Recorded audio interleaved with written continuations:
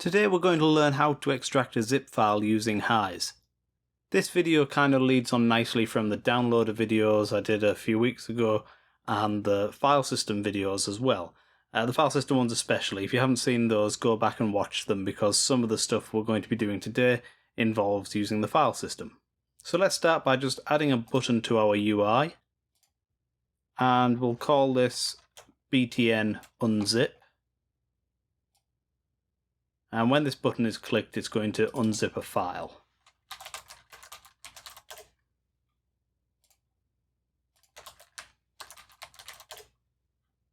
And we'll turn off save in preset, we'll make the button momentary, and we'll hit compile, and then we'll just get a reference to this button.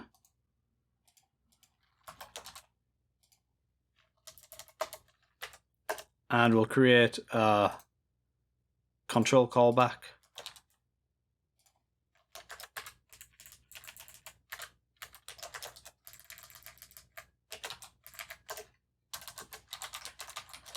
And we'll put a comment there. The file we're going to be unzipping, actually we've got two we're going to do. The first one we're going to use, it's in my downloads folder, it's called test.zip, and it's just got a few text files in. These are just dummy files with dummy text in there. So this is the first one we're going to work with, test.zip. So because this is in the downloads folder, we need to get a reference to that folder. And this is where we'll be using the file system API. So we'll create a variable called downloads. That'll be equal to filesystem.getFolder, and the folder is going to be filesystem.downloads. Okay, because this is a momentary button, we only want to respond when the value is either on or off. The choice is ours. We're going to go with when it's on. So if value, it means when the button's value is 1. So that means it'll only respond when we click the button on and not when we release the mouse button and the button goes off. So what we're going to do is when our unzip button is pressed, we're going to get a reference to that test.zip file. And that's in the downloads folder, so we can get a reference here. We'll go local f, so f is going to be the name of our variable we're storing the reference in, but that could be any name, it doesn't matter. And it's going to be downloads, that's our downloads folder we've stored here, .get child file, and the name of the file is test.zip. Now if you're using this in a real world project, you're probably not going to hard code the file name here. The file name will probably come from a downloaded file that you've pulled from a server, or you'll ask the user to select the file using a file browser. So I'm just using a hard-coded file name here to keep things simple, but in your actual real-world project, it's more likely you'll be passing this f variable in from somewhere. Okay, and now to actually extract the file, we call f, so our file object, .extract zip file. And this takes 3 parameters. The first parameter is a file where you want to extract the zip file to. So it's going to be a directory rather than a file. So we're going to use our downloads folder again, so it'll just extract the files next to the zip file. So this could be any folder. It could be one you've asked the user to select, it could be a desktop, it could be the app data folder, but we'll just keep it simple and put it in the downloads folder. The next parameter is a Boolean parameter, true or false. Do we want to allow overwriting of existing files? So if when it's extracting the files to the downloads folder in this case, it finds some other files there with the same name, do you want it to be able to overwrite them or not? And we're going to put that as true, so it will overwrite them. And the last parameter is a callback function that will be triggered when the unzip process starts running and when it stops running. And we haven't declared this callback function yet, but we'll just call it extraction callback.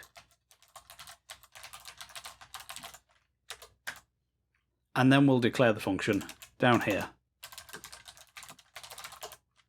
And it's got to be a real function, not an inline function. And this receives an object, and this object contains some information about the extraction process, and we'll look into that in more detail in a moment. And that's pretty much all there is to it. So we'll hit compile. And let's open that downloads folder again. And if all has gone to plan, when I click this unzip button, it should unzip 3 text files to the downloads folder. There we go. So really fast because they're just text files. So that is the basics of extracting a zip file. So it's not really complicated, just a single function. And that's all there is to it. So let's look at this extraction callback in more detail. Just add some extra lines there so it's higher up the screen. So first of all, let's just see what this object contains.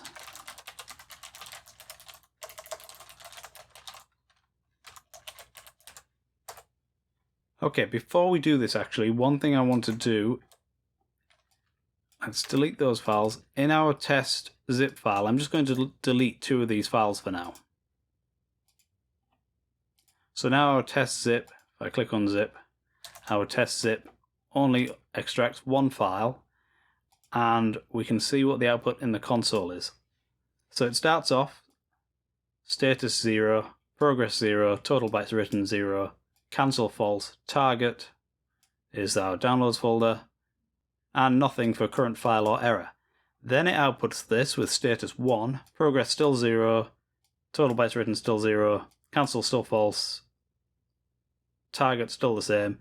Now the current file is populated with the file it's extracting.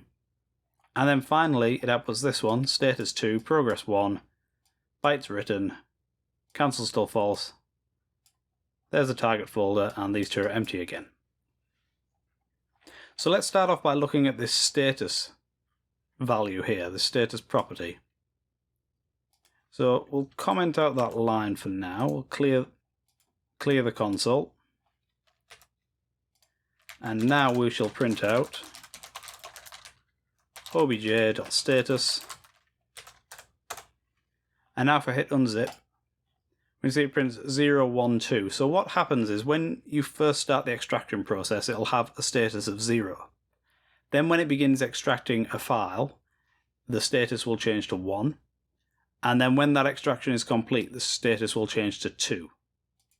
And if we have more files in the folder, this will be repeated. So let's do that. Or some of them will be repeated. So if we call this one test2, and we'll make another one called test3.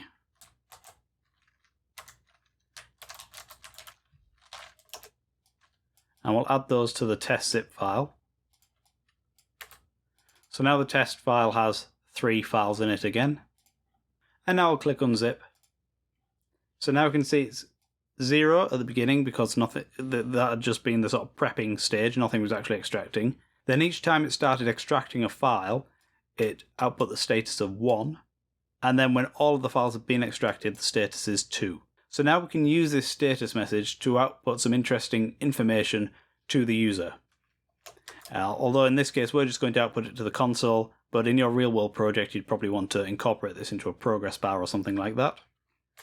So we'll have if obj.status equals 1, console.print, extraction started. And we can also output the current file. Do you remember we saw that earlier? So let's just do that, plus obj.currentFile. And then if obj.status is 2, console.print, extraction complete. So this is triggered for every single file. It's triggered once for every single file. And this status 2 only happens once all of the files are extracted, or once the operation of extraction is completed. There may be a case where there's an error or something, in which case the files won't be extracted, but status 2 will still appear to show that the operation has finished. Okay, we'll hit F5 on that, and now let's see what we get. So it's extracted each file, and then it completed, just as we thought it would. Okay, let's comment this out just for a moment, and we'll go back to looking at our trace of our object. So we'll hit unzip. So now we're going to see a lot more information than we did before because we've got the 3 files again, not just 1. So what I'd like to draw your attention to this time is the progress property. Let's just bring this a bit higher. So we've got the progress property, And the status is 0, progress is 0. And then we get to here, the status is 1, it started unzipping a file. The progress is still 0. Then the status is 1 again, it's on to the next file, and the progress is 0.3. And then it gets to the next file and the progress is 0.6. And then it's complete. So this progress doesn't actually represent a 0 to 100% extraction process for each file. This just represents the fraction of the total number of files that have been extracted. So if you've got 2 files, it's going to go 0 and then 0.5. If you've got 3 files, like we do in this case, it's basically dividing it into 3. So you get 0.3, then 0.6, then 1, which is complete. And if you had 4 files, it would divide it more and more. This means that if you only have 1 file in your zip file, the progress will always be 0. So this progress is only ever going to increase when there is more than 1 file in the zip file. So let's just see that output to the console on its own. So I'll put here console.print obj.progress. Now we'll hit unzip. So there we go, 0, 0, 0.3, 0.6, 1. So this 0 is when the status is 0. This status is for the first file. So like I say, if you only have 1 file, it will be 0. This is for the second file. This is for the third file. And then this is for the process completed. Okay, the next thing we should look at is cancelling the extraction process. So if we go back to our object, there's this property, cancel. Now we can actually set that to true, and when it's true, it will finish the file it's currently extracting and then stop any others. So let me show you how we can do that. So we'll add another button, I'll just duplicate this one, and we'll call this one btn cancel.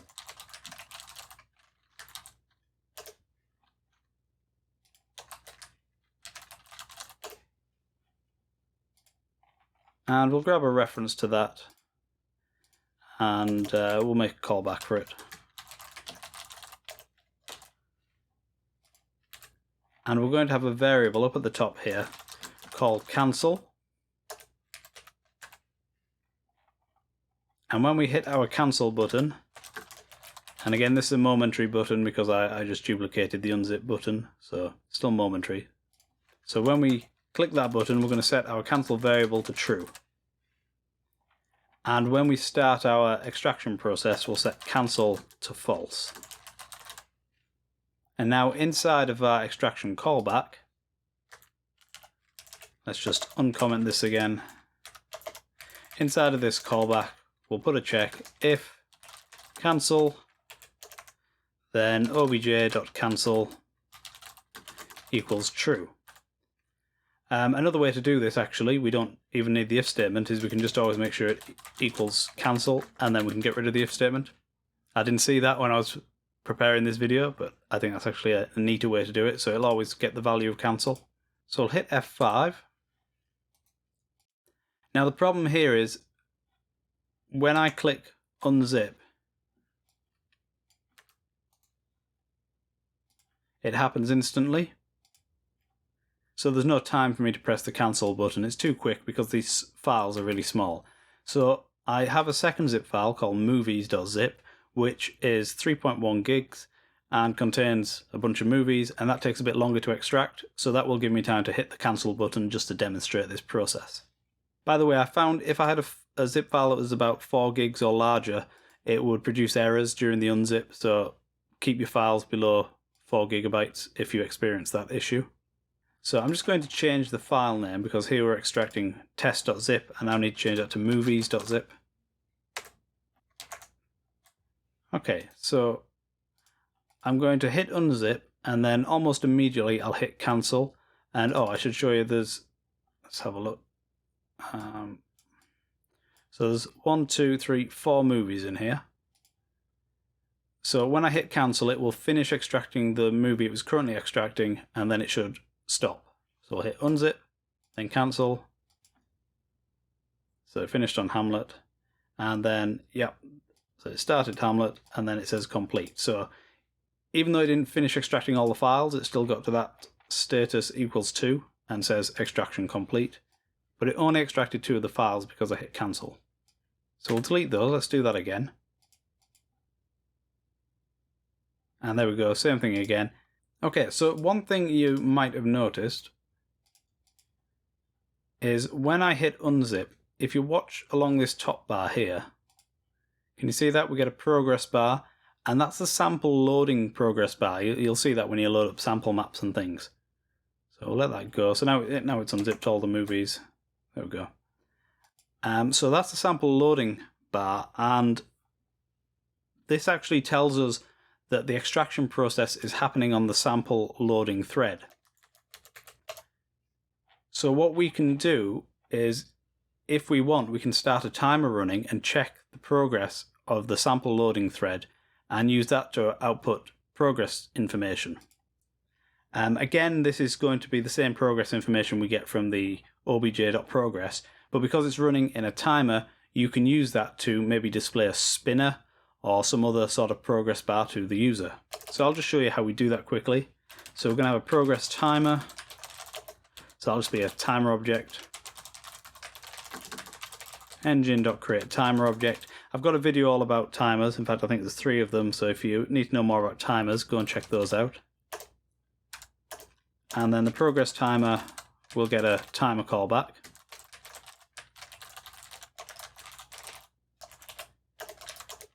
And now to access that sample loading thread, we use a function called getPreloadProgress. I think that's what it's called. We'll find out in a minute. And we're just going to console print that for now. Engine.getPreloadProgress. That's the one. And I see also there's a getPreloadMessage. Let's see what that is. I haven't tested that. Engine.getPreloadMessage. So we'll output both of those to the console. So when we start our extraction, we need to start our timer running. Progress timer.startTimer. And we'll put a delay of 200 milliseconds. So every 200 milliseconds it's going to check the current progress. And when the extraction is completed, we'll stop the timer.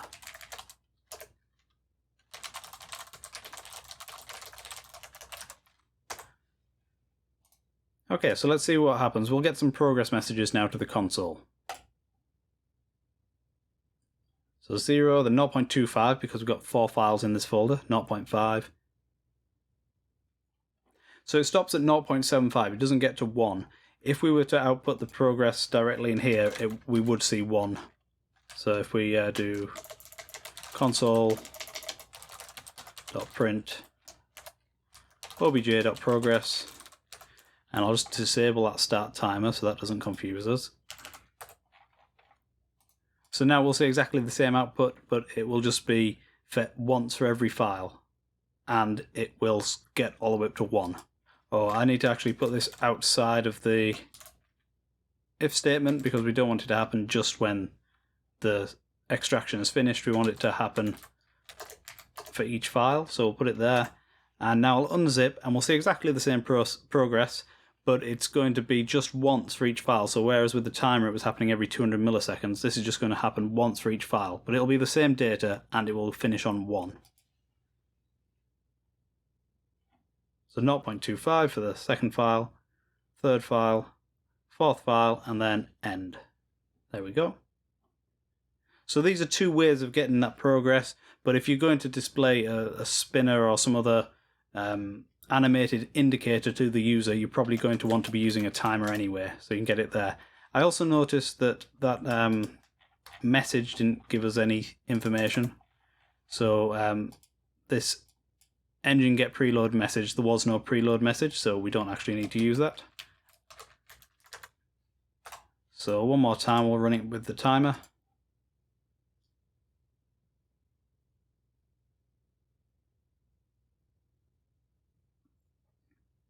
If you want to know how to make an animated spinner, I posted a snippet on Patreon a couple of months ago now, I think, that shows one way to do that.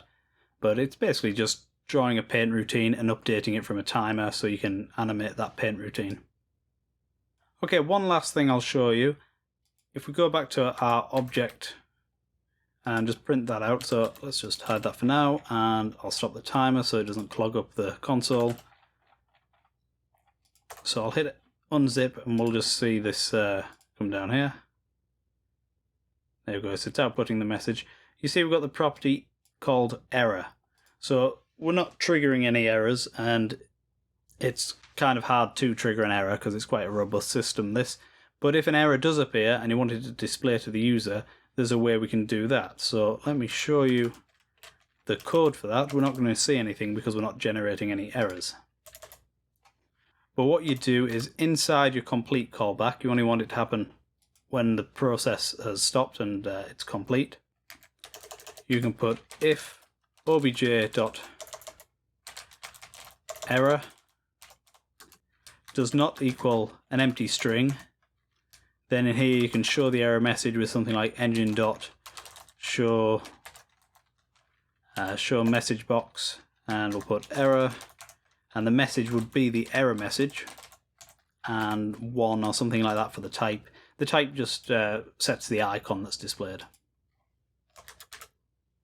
And you might also want to, if an error is triggered, you might want to activate your cancel variable so that it cancels all future extraction on an error. So to do that, you'd put that maybe down here. If obj.error does not equal an empty string, then cancel equals true. There are other ways to write that, but that's just a really straightforward method. So if there are any errors, it will stop the extraction process, and then it will display that error to the user.